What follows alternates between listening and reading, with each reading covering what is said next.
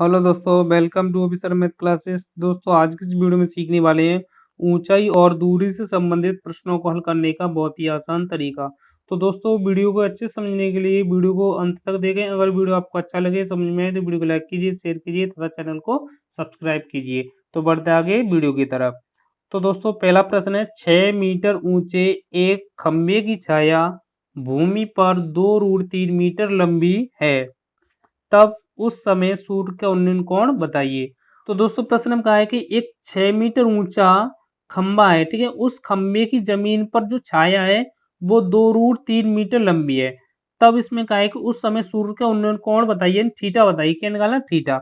ठीक है, कोण को हम थीटा से प्रदर्शित करते हैं। ठीक है, तो इस प्रकार के प्रश्नों को हम समकोण त्रिभुज की सहायता से हल करते हैं। ठीक है, तो सबसे पहले यहाँ पे हम चित्र बना लेते हैं प्रश्न के अनुसार, जैसा प्रश्न में कहा है। तो यहाँ पर हमने प्रश्न के अनुसार चित्र बना लिया है। ठीक है, जो आपको रेड लाइन दिखाई दे रही है वो क्या है? एक खम्बा है, 6 मीटर ऊंचा एक खम्बा है। ठीक है, जो आपको जमीन के समांतर रेखा दिखाई दे रही है वो खम्बे की क्या है? छाया, 2√3 मीटर। ये आपका सूर्य है। जब इस सूर्य की किरणें इस खम्बे पर पड़ेंगी तब खम्बे की छाया जमीन पर पड़ेगी। ठीक है, यानी जमीन के समांतर पड़ेगी। तो यहाँ पर छाया की लंबाई कितनी है? 2√3 मीटर लंबी। ठीक है, तो यहाँ पे एक समकोण त्रिभुज बन रहा है। समकोण त्रिभुज वो कोण होता है जिसका एक कोण कितने अंश का होना चाहिए? 90 अंश का। ठीक है, तो यहाँ पे देखो ये वाला इसका जो कोण बन रहा है वो कितने अंश का है? 90 अंश का। कितने अंश का है? 90 अंश का। ठीक है, तो जिस त्रिभुज का एक कोण 90 अंश हो वह हमारा समकोण त्रिभुज कहलाता है। ठीक है, तो अब इसमें क्या है? सूर्य का उन्नयन कोण बताइए। ठीक है, तो यहाँ पे जो कोण बनेगा, ठीक है, सूर्य का उन्नयन कोण यानी थीटा हमें निकालना है। क्या निकालना है? थीटा निकालना है। तो यहाँ पे देखो, इस थीटा के सामने वाली जो भुजा होगी, इस थीटा की जो सामने वाली भुजा होगी, ठीक है, वो हमारी क्या कहलाएगी? लंब कहलाती है। क्या कहलाती है? लंब कहलाती है। ठीक है, तो इसमें ये वाली भुजा हमारी क्या होगी? लंब। ठीक है, और यहाँ पे लंब के सामने की जो भुजा होती है, जो 90 अंश के कोण के सामने की भुजा होती है, वो हमारी कर्ण कहलाती है। क्या कहलाती है? कर्ण कहलाती है। ठीक है, अब यहाँ पे क्या बचा? हमारा आधार बचा। क्या बचा? आधार। ठीक है, जो जमीन के समांतर है वो हमारा क्या होता है? आधार होता है। क्या होता है? आधार।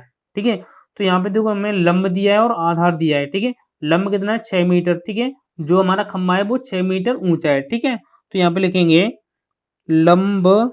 ठीक है, लंब कितना हो गया? 6 मीटर।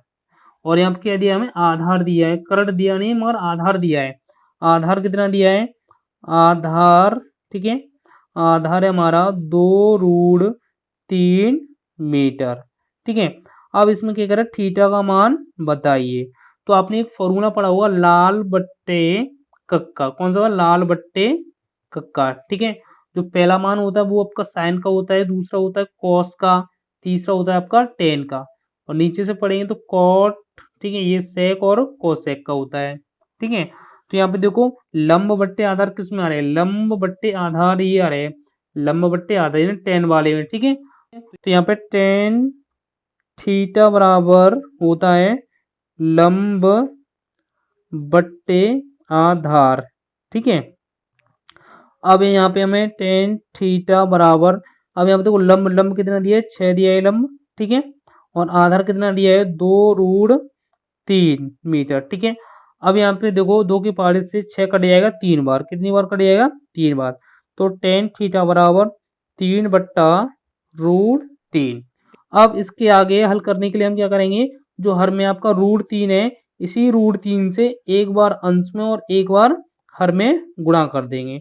अब यहाँ पे क्या बचेगा? तो टेन थीटा बराबर, अब देखो 3 का √3 में गुणा करेंगे तो 3√3 आएगा। ठीक है, और √3 का √3 में गुणा करते हैं तो 3 आता है। क्या आता है? 3 आता है। आपको पता है गुणा में घातें जोड़ती हैं।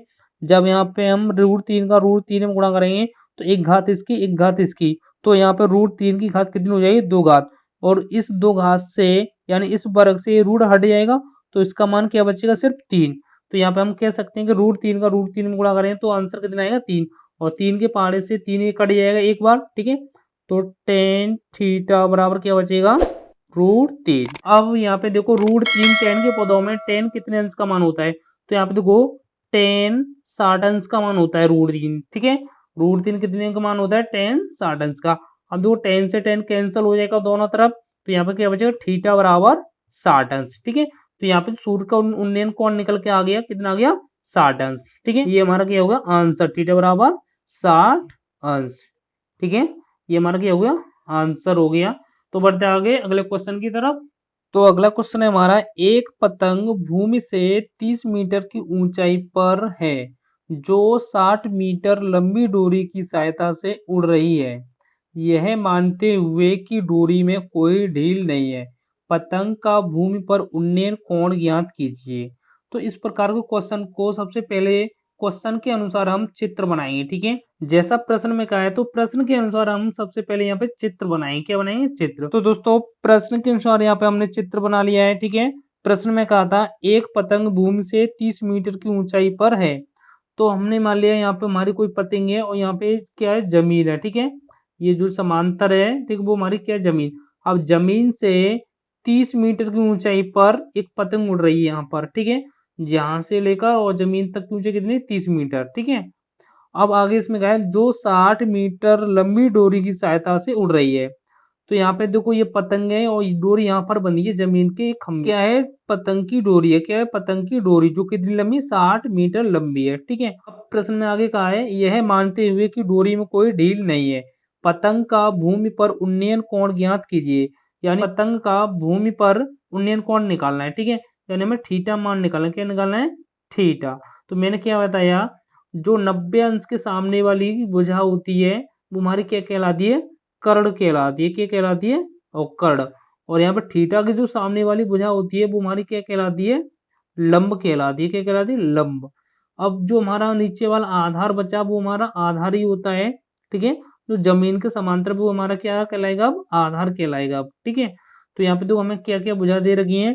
सबसे पहले हमें इसमें लंब दे रखा है। क्या दे रखा है लंब। लंब कितना है इसमें 30 मीटर। ठीक है, तो हमने यहाँ पे लंब लिख लिया 30 मीटर। अब इसके बाद दिया इसमें कर्ण। क्या दिया है कर्ण।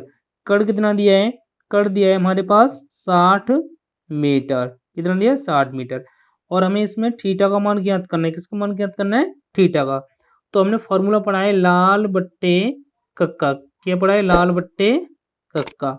जो हमारा पहला मान होता है वो साइन का होता है, दूसरा कॉस का होता है, जो तीसरा होता है वो टेन का होता है। कौन सा होता है टेन का होता है। अब नीचे से पढ़ेंगे तो हमारा एक कॉट का कहलाएगा, फिर सेक का, और फिर इसके बाद आएगा लास्ट में कोसेक का। ठीक है, तो यहाँ पे देखो लंब बट्टे कर्ण दिया है। कितने लंब बट्टे कर्ण। तो यहाँ पे देखो लंब बट्टे कर्ण किसका होता है साइन का है। ठीक है, तो यहाँ पे लिख सकते हैं साइन थीटा बराबर लंब बट्टे कर्ण। ठीक है, अब इसमें लंब कितना दिया है लंब दिया है हमें 30 मीटर। ठीक है, और कर्ण कितना दिया है 60 मीटर। तो यहाँ पे देखो साइन थीटा बराबर, अब देखो 30 के पहाड़े से 30 कट जाएंगे एक बार, 30 से कम 30, और 30 के पहाड़े से 60 भी कट जाएंगे दो बार, 30 का दूना 60।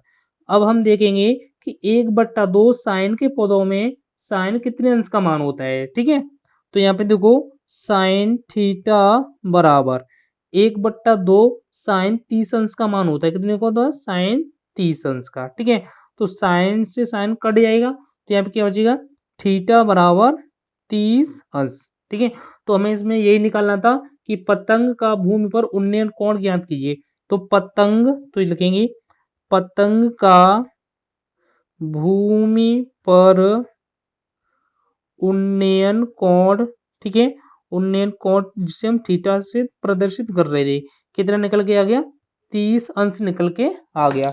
ये हमारा क्या हो गया थीटा बराबर 30 अंश। ये इसका आंसर हो गया। क्या हो गया आंसर। ठीक है, तो दोस्तों आपको हमारा वीडियो कैसा लगा कमेंट बॉक्स में कमेंट करके जरूर बताएं। अगर वीडियो आपको अच्छा लगा समझ में आए तो वीडियो को लाइक कीजिए शेयर कीजिए तथा चैनल को सब्सक्राइब कीजिए। Thank you.